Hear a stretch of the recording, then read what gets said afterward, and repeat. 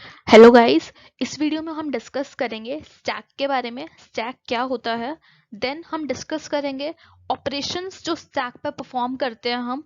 Operations से क्या मतलब है कि हम स्टैक में कैसे अपने एलिमेंट को इंसर्ट डिलीट वगैरह कर सकते हैं, कैसे उसका साइज चेक कर सकते हैं। तो ये सभी चीजें स्टैक के ऑपरेशंस में आएंगी, जिसको हम इस वीडियो में डिस्कस करेंगे। आफ्टर दैट सबसे इंपॉर्टेंट चीज कि हम स्टैक को खुद से इम्प्लीमेंट करें या फिर जो स्टैक लाइब्रेरीज में ऑलरेडी इम्प्लीमेंटेड है हम डायरेक्टली उस लाइब्रेरी को अपने कोड में इंक्लूड करके उसका यूज करें। तो ऑब्वियसली इससे हमारा क्योंकि टाइम भी बचेगा और हमें कम कोड लिखना पड़ेगा, तो हम जो ऑलरेडी इम्प्लीमेंटेड कोड है हमारी लाइब्रेरीज में उस कोड का हम यूज करेंगे अपने कोड्स में। आई होप इतना क्लियर है। अब हम स्टार्ट करते हैं स्टैक के बेसिक्स से। First thing, stack is an abstract data type. Abstract data type का क्या मतलब है कि स्टैक में insertion and deletion occurs in a specific manner. अब इसका क्या मतलब है, suppose this is our stack. Obviously अभी कुछ एलिमेंट हमने इंसर्ट नहीं किया, तो स्टैक इज एम्प्टी। अब मैंने सपोज लेट्स से स्टैक में इंसर्ट करा 3 और उसके बाद लेट्स से इंसर्ट करा 2। इंसर्शन के बाद मैंने अपने स्टैक में अब एलिमेंट को डिलीट करना स्टार्ट करा। तो क्योंकि हमने इंसर्शन इस एंड से स्टार्ट किया स्टैक के, अब डिलीशन जो है वो भी स्टैक के इसी एंड से होगा। इसका क्या मतलब है कि 2 जो हमने इंसर्ट करा है वो पहले रिमूव होगा 3 से। क्यों? क्योंकि स्टैक में जो इंसर्शन और डिलीशन होती है वो लीफो रूल को फॉलो करके होती है। LIFO stands for last in first out. Now what does that mean कि element which is inserted at last which is 2 here will be removed first from the stack.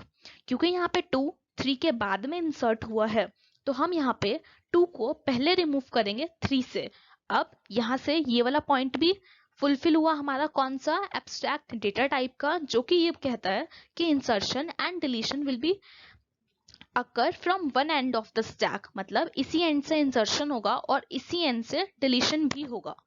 तो this is abstract data type कि insertion and deletion specific manner में होता है, और वो specific manner क्या है कि इंसर्शन और डिलीशन दोनों ही एक ही एंड से होंगे, और एक ही एंड से क्या रूल फॉलो करेंगे, वो लीफो रूल फॉलो करेंगे।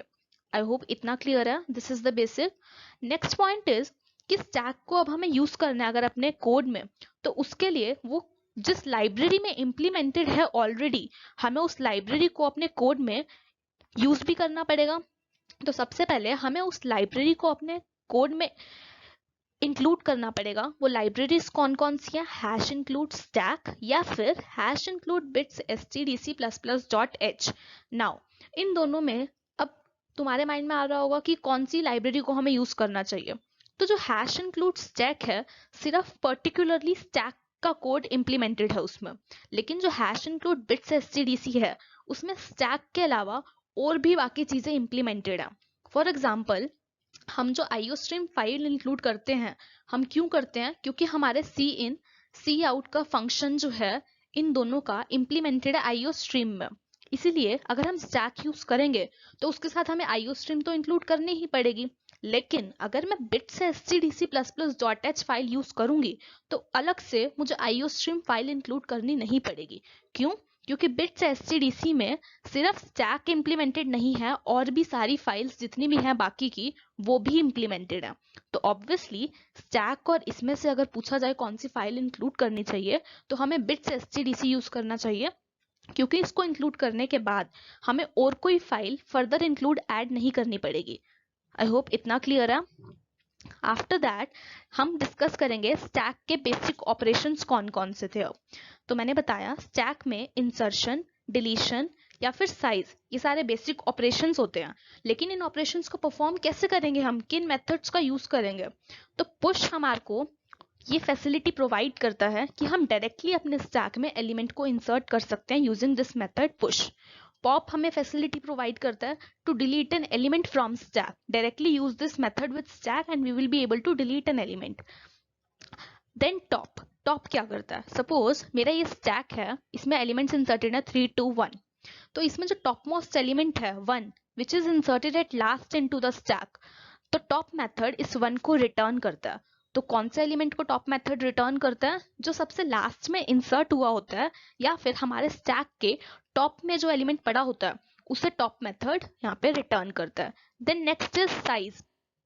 साइज क्योंकि जैसे कि इसका नेम सजेस्ट कर रहा है, स्टैक में जितने भी नंबर ऑफ एलिमेंट्स प्रेजेंट हैं, जैसे कि यहाँ पे 1 2 3 3 एलिमेंट्स आर प्रेजेंट, तो साइज विल रिटर्न अस 3। ये बेसिक ऑपरेशंस है स्टैक के, जो कि हम डायरेक्टली अपने कोड में यूज करते हैं। आई होप इतना क्लियर है। Now we will see the actual syntax of writing code. Okay, so firstly मैंने क्या कहा था, स्टैक को बनाने के लिए फाइल इंक्लूड करनी पड़ती है। जैसे सपोज यहाँ पर अभी मैंने फाइल इंक्लूड करी हैश इंक्लूड स्टैक।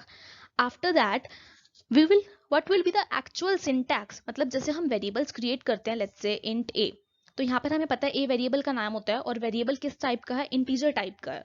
वैसे ही यहाँ पर ये जो मैंने कोड लिखा स्टैक इंट माई स्टैक, इसमें माई स्टैक मेरे स्टैक का नेम है, स्टैक मेरा डेटा स्ट्रक्चर का नेम है, और इंट क्या है यहाँ पे, सपोज दिस इज स्टैक, तो इसमें अगर मैं इंटीजर वैल्यू स्टोर कर रही हूँ 3 to 1, तो यहाँ पर हम लिखेंगे इंट। इंस्टेड अगर मुझे इन 1 to 3 की जगह वेरिएबल स्टोर करने होते हैं लाइक दिस ABCD, तो ये कैरेक्टर्स हैं, तो यहाँ पर मैं इंट की जगह क्या लिखती हूँ उस केस में, कैर। तो बेसिकली यहाँ पर ये जो मैंने सिंटैक्स लिखा स्टैक इंट माई स्टैक, यहाँ पर ये जो स्टैक है कीवर्ड ये मेरा डेटा स्ट्रक्चर है, माई स्टैक मेरे स्टैक का नाम है, और इंट यहाँ पे डिनोट कर रहा है कि कैसी वैल्यूज मैं अपने स्टैक में स्टोर कर रही हूँ। आई होप इतना क्लियर है। नाउ नेक्स्ट थिंग इज कि कैसे मैं अपने स्टैक में एलिमेंट को इंसर्ट कर सकती हूँ। तो उसके लिए मैंने बताया था हमारे पास पुश मेथड होता है। सिंटैक्स क्या होता है, मेरे स्टैक का name my stack dot push method, and arguments हम पास करते हैं वो एलिमेंट जो हमें स्टैक में इंसर्ट करना है, in this case which is 2। तो हम लिखेंगे directly my stack dot push 2। After that कि हमारे स्टैक का टॉप मोस्ट एलिमेंट हम कैसे फाइंड आउट कर सकते हैं। टॉप मोस्ट एलिमेंट मतलब वो एलिमेंट जो मेरे स्टैक में सबसे लास्ट में इंसर्ट हुआ है। मैंने बताया सपोज 1 2 3 ऐसे मेरे स्टैक में एलिमेंट्स अगर पड़े हैं, तो 3 is the top most element of my stack which is inserted at last, तो टॉप मेथड मेरा इस 3 को रिटर्न करेगा। इसका सिंटैक्स क्या होता है, माई स्टैक डॉट टॉप, आर्ग्यूमेंट कुछ नहीं देना, जो भी एलिमेंट रिटर्न करेगा उसने हमें आंसर में कलेक्ट कर लेंगे। आई होप इतना क्लियर है। Now next operation is how to delete an element from stack. उसके लिए मैंने बताया था पॉप मेथड। तो पॉप मेथड डायरेक्टली हम यूज कर सकते हैं with our stack and then pop, it will remove the top most element from the stack. मतलब अगर एलिमेंट्स ऐसे पड़े हैं स्टैक में, तो सबसे पहले 3 रिमूव होगा, देन 2 रिमूव होगा एंड देन 1 रिमूव होगा। क्यों? क्योंकि स्टैक में LIFO रूल फॉलो होता है, that is last in first out. I hope इतना क्लियर है। मैं एक बारी जितना भी मैंने बताया इस वीडियो में सारा समराइज कर रही हूँ। सपोज सबसे पहले दिस इज स्टैक, स्टैक मेरा LIFO रूल फॉलो करता है which is last in first out. मैंने सबसे पहले स्टैक एम्प्टी था, सबसे पहले इसमें 2 इंसर्ट करा, then let's say 3 and then let's say 1। मैंने इस पे टॉप मेथड अपना कॉल करा लेट्स से, तो वो मुझे क्या रिटर्न करेगा यहाँ पे 1 which is the top most element.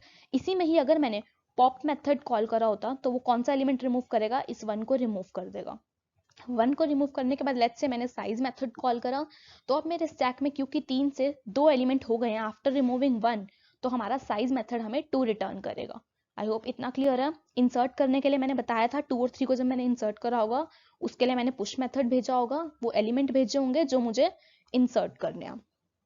I hope ये मेथड्स क्लियर हैं, push, pop, top and size.